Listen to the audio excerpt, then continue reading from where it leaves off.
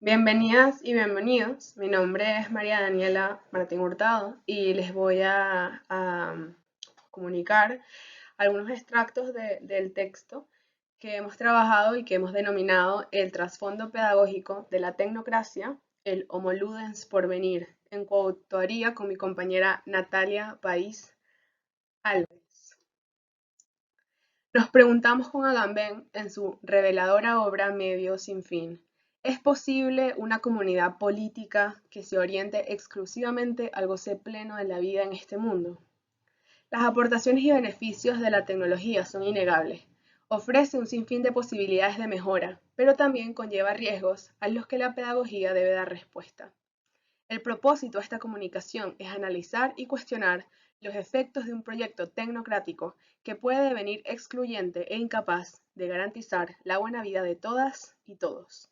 Es decir, advertir sobre el riesgo de la posibilidad de que la tecnología se instrumentalice para ser usada como herramienta de exclusión y estigmatización. Nos gustaría proponer algunas tesis y desvelar algunos mitos sobre la tecnocracia.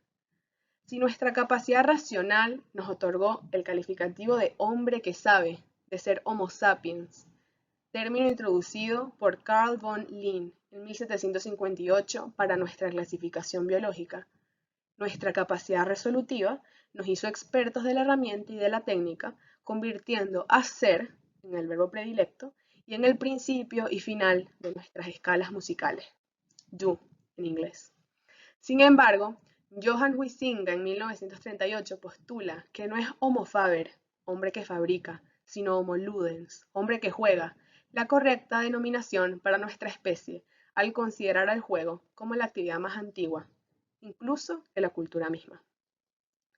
5 décadas después de la primera utilización de esta denominación, con la creación de las 3 Ws, que hizo accesible al gran público la herramienta del Internet, es donde alcanza una nueva significación el que se nos denomine hombres y mujeres que juegan, anclados al mundo de la hiperrealidad, la hiperconectividad, de contenidos e ideales etéreos e instantáneos, y nos hace preguntarnos cuáles serán los efectos de la realidad posmoderna en la conformación de nuestras identidades y el actuar y reaccionar ante los mecanismos políticos, económicos, sociales y culturales. ¿Se adecua este modelo de persona a un proyecto de mundo comunitario, o más bien las inercias que nos arrastran incitan a la conformación de conciencias aletargadas y ajenas a la realidad?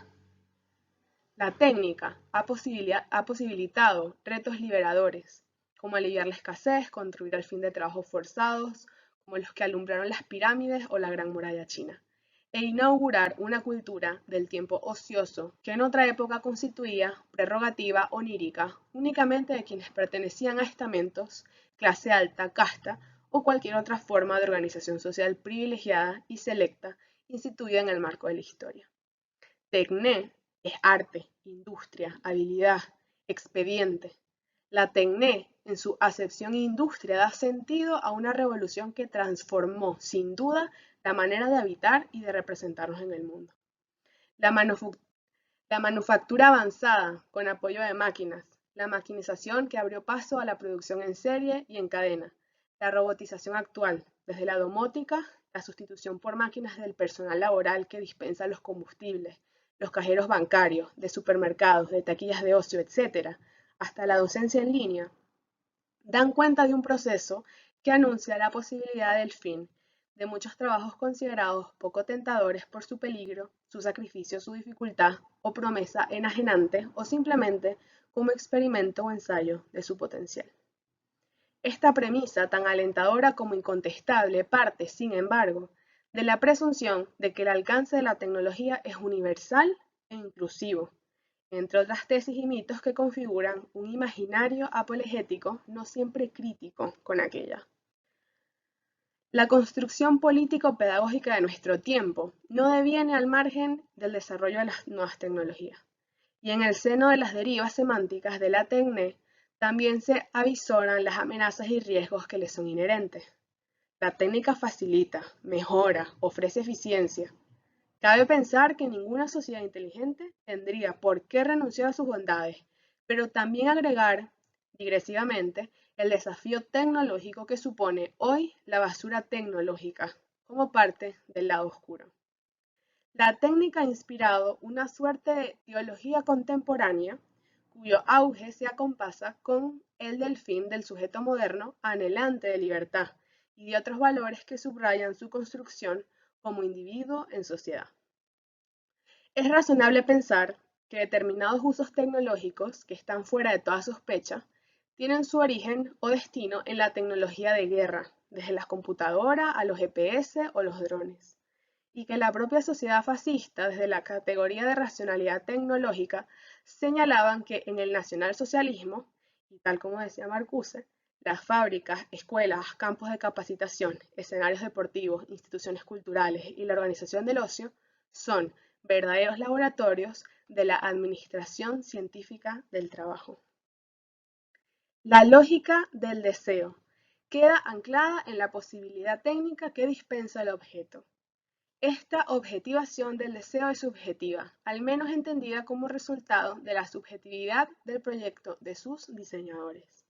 Paradójicamente, los postulados de la dominación han desaparecido, por lo menos en retículas del planeta, y aún así, como dice Baudrillard, la liberación total, la resolución de los conflictos y la libre disposición de uno mismo nos han llevado a someternos al orden mundial hegemónico.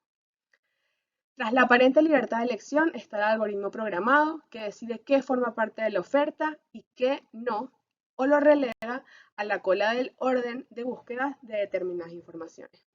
La escuela no es ajena en absoluto a esta deriva.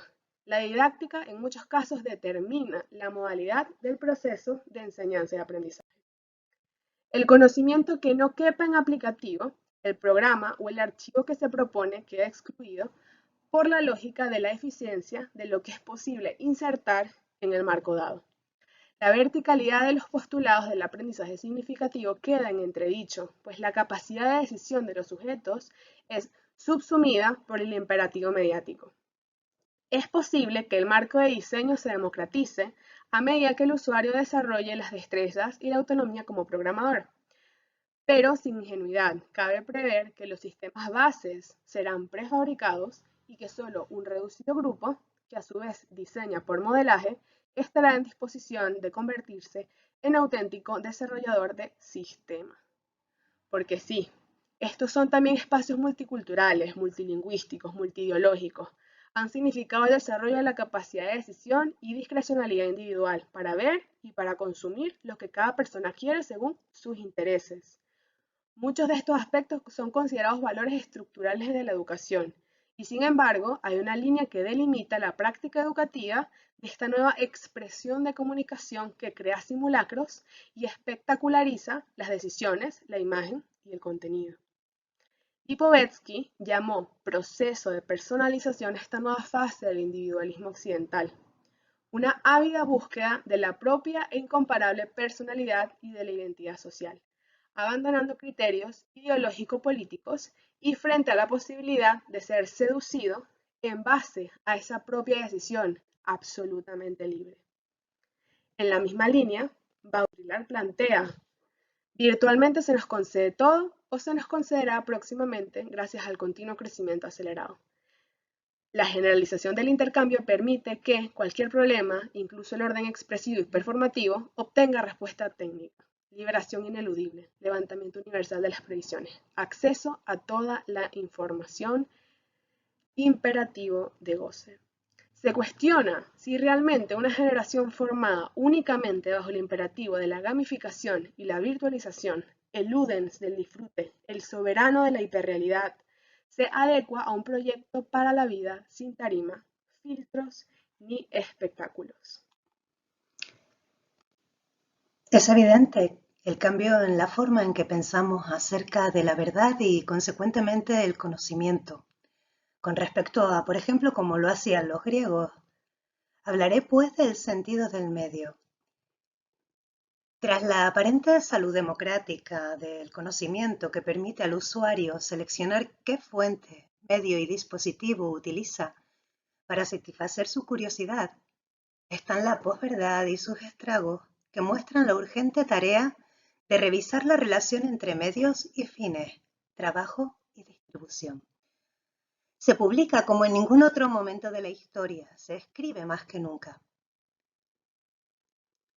En distintos soportes, en distintas redes, desprovisto los usuarios del pudor correctivo que suponía el valor en unos casos, la osadía en otros, de compartir la creación propia. El cortapega también ha promovido la exclusión de los memes sin verificar, con los que se divulga buena parte del cuerpo de bulos que atentan contra el conocimiento y a la luz dejan la distancia entre el dato informativo, el conocimiento y la verdad. La búsqueda de la verdad supone, pues, uno de los incontestables desafíos pedagógicos de nuestro tiempo. Luego es una cuestión política y ello nos insta a reabrir el debate en torno al papel de los estados y de lo público ante esta realidad pedagógica, a la idea de estado fuerte y débil emanada desde el siglo del liberalismo, abrazando el núcleo del sentido de la política de nuestro tiempo. No se pretende argumentar un vínculo democracia y posverdad, como si el acompasamiento fuera unívoco o hubiera algún tipo de relación causa-efecto entre ellas. Pretendemos más bien mostrar el escenario en el que el neoliberalismo se ampara en la democracia para su nueva letanía, el laissez-faire de la ignorancia que pone en riesgo a la propia democracia, en el juego de la politización y la despolitización que dirime la relación entre Estado y sociedad. Relación que, como toda lucha política, es resultado de una movilización y construcción sociales. Como planteara Castoriadis, los atenienses no encontraron la democracia entre otras flores silvestres que crecían en la Nix, ni los obreros parisinos desenterraron la comuna de debajo de los adoquines de los bulevares. A este respecto nos resulta rescatable la discursiva de Carl Schmitt, quien entiende como estado total aquel que reduce a un mismo todo, Estado y sociedad. Esto es, todo es político, mientras que el liberalismo circunscribe lo político con lo estatal. Para Schmitt no cabe una disociación entre Estado y sociedad, ni una verticalidad del uno sobre la otra. Un Estado por encima se sustenta en una idea de universalidad posible conceptualmente, pero no realizable. Y como sucede con la técnica, tampoco el Estado, en su formulación y gestión, es objetivo ni neutral, ni obedece, pues, ni responde a intereses y demandas de una sociedad que es asimismo asimétrica y desigual. Lo político lo atraviesa todo. El Estado como totalidad es reflejo de las proyecciones democráticas abajo arriba o más bien centro arriba. Y hoy arriba arriba, diríamos. Pretender, como durante el siglo XIX liberal, que el Estado es neutral es una idea imposible hoy. Los Estados del siglo XXI no son neutrales. Para Smith, la técnica es siempre solo instrumento y arma, y precisamente por el hecho de que sirve a todos, no es neutral. La cuestión tecnocrática no radica tanto, pues, en una cuestión de los ejes derecha-izquierda o no únicamente en ella, sino en cómo se instalan las élites en los aparatos estatales del uno o del otro signo, determinando estas, eso sí, gestiones que ponen el norte en políticas bien públicas, bien privadas. La tecnocracia nos devuelve la posibilidad de una noocracia, que podría poner en jaque a nuestras ya bastante ajadas democracias. Convenimos con Antonio Giddens que la tecnocracia no es meramente una aplicación de métodos técnicos a la solución de problemas definidos, sino un ethos penetrante, una visión del mundo que subsume la estética, la religión y el pensamiento tradicional bajo el modo racionalista. El ejercicio democrático requiere participación responsable para proteger a la democracia misma. Las propuestas de gobiernos de técnicos se sustentan en el mal gobierno o de las crisis gubernamentales, fruto de muchos factores macroeconómicos y macropolíticos. Pero ¿por qué no?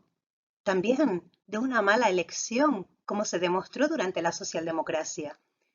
Salvo que en ese momento el propio Hitler hiciera uso de un gobierno tecnocrático, poniendo a su servicio a personalidades tan nefastas como la de Eichmann. Nos parecen de acuerdo con lo sugerido de gran vigencia algunas de las tesis de Leo Mullin acerca de la responsabilidad y en torno a si la masa como la otra cara del poder, prefiere no asumirla. Diferencia era entender que para participar era preciso informarse, mientras que en tiempos de posverdad apenas parece plantearse una auténtica reflexión sobre la verdad y la participación mentirosa. Se trata de devolver a la libertad, en tanto constructo asociado a aquel sujeto decimonónico que hoy se ha diluido, un papel renovado en el deseo de la humanidad. La tecnocracia o el gobierno de los técnicos se planteaba, por una parte, como aparato burocrático del Estado, como atestiguan los politburó o los estados nacionalsocialistas, y la noocracia, que cumplía la función de gobiernos incapaces y corruptos. Periodos como el de la pandemia que vivimos se prestan a la emergencia de políticas tecnocráticas en aras de una gestión económica que puede tener consecuencias irreversibles, o cuanto menos difícilmente desmontables. Delegar únicamente en expertos no electos podría dejar al descubierto las necesidades de ciudadanos y ciudadanas vulnerables que pueden incumplir la pertinencia o requisitos de participación en programas verticales arriba abajo, en el seno de estas democracias desamparadas por una racionalidad únicamente instrumental. Pero la crítica marcusiana a la razón moderna, ¿qué camino sugiere? ¿Qué camino sugirió, diríamos? Un sendero que cuestiona la tecnocracia y las inminentes sociedades de control, que tras el espacio lúdico reclaman las biografías e intimidad de los particulares. Desnudo integral ante las corporaciones, mientras las políticas públicas mendigan memoria, presente y futuro. Cuando nos planteamos cómo habitar la encrucijada medios fines, en realidad la suscribimos a aquello que dijera Foucault, como nos recuerda a Agamben. Somos animales en cuya política está en tela de juicio nuestra propia vida de seres vivientes. Y prosigue a Agamben con una idea que estaba ya, por cierto, en Benjamin y en Brecht, acerca de la inversión de la excepcionalidad y de la regla. El hecho de que vivir, decía, en el estado de excepción se haya convertido en regla significa también esto, que nuestro cuerpo biológico privado se ha hecho indistinguible de nuestro cuerpo político. Experiencias que tiempo atrás se consideraban políticas hayan quedado confinadas improvisadamente en nuestro cuerpo biológico y que experiencias privadas se presenten de golpe fuera de nosotros, tanto que cuerpo político. Hemos tenido que habituarnos a pensar y a escribir en esta confusión de cuerpos y de lugares, de lo exterior y lo interior, de lo que es mudo y lo que está dotado de palabra, de lo que es esclavo y lo que es libre, de lo que es necesidad y lo que es deseo. Todo esto ha significado, ¿por qué no confesarlo?, hacer la experiencia de una importancia absoluta, enfrentarnos una y otra vez con la soledad y el mutismo, allí donde lo que esperábamos era compañía y palabras, dice Agamben. Un gobierno tecnocrático vela, cuan algoritmo, por la eficiencia, pese al control y vigilancia como norma. Las sociedades de control que normalizan preventivamente la grabación de la vida, el encuentro y el desencuentro. La idea de libertad decimonónica se derrumba junto a la de sujeto. Lo que quiera que seamos hoy se muestra en la esfera impúdica y transparente donde la confianza deviene concepto trascendente, mientras caemos al precipicio de la inmanencia de la exhibición legitimada. La sociedad del PIN, de la excepción como regla. La contingencia de la razón apela a una pluralidad de racionalidades, el vínculo entre la tecnocracia y la razón capitalista. Bien, todo apunta a la racionalidad. ¿Pero qué tipo de racionalidad? O preguntado de otro modo, ¿a qué tipo de razón apunta? La confusión medio-fines tiene numerosas consecuencias en los ámbitos sociológicos y epistemológicos. Las políticas educativas deben valorar los pros y contras de la tecnología. Esta puede, por una parte, ser una herramienta, como siempre lo ha sido, que contribuye a la mejora de la vida del usuario. Está Heidegger aquí, Heidegger, cuando dice, y en efecto, somos técnicas desde que somos. Y en uso inadecuado es potencialmente una herramienta de calidad de vida, al menos para quienes acceden a ella. No obstante, entendemos que hay dos riesgos bastante evidentes. Uno, el que ya hemos apuntado anteriormente, que es entender la tecnología como un dispositivo que contribuye a la consolidación de un pensamiento único al servicio de la tecnociencia bajo el imperio de los mercados. Y en segundo lugar, es una herramienta que puede contribuir a la exclusión. En este caso, la exclusión no es el resultado de la posesión, sino de la carestía. Se excluye a los que no participan de la revolución tecnológica. Se sirve pues una paradoja. Pues por una parte, los que acceden corren el riesgo de una suerte de imperialismo tecnocrático y quienes no acceden se ven condenados al ostracismo de no poder ser, dando forma a una nueva marginalidad. Y hasta aquí nuestro texto. Un saludo y gracias.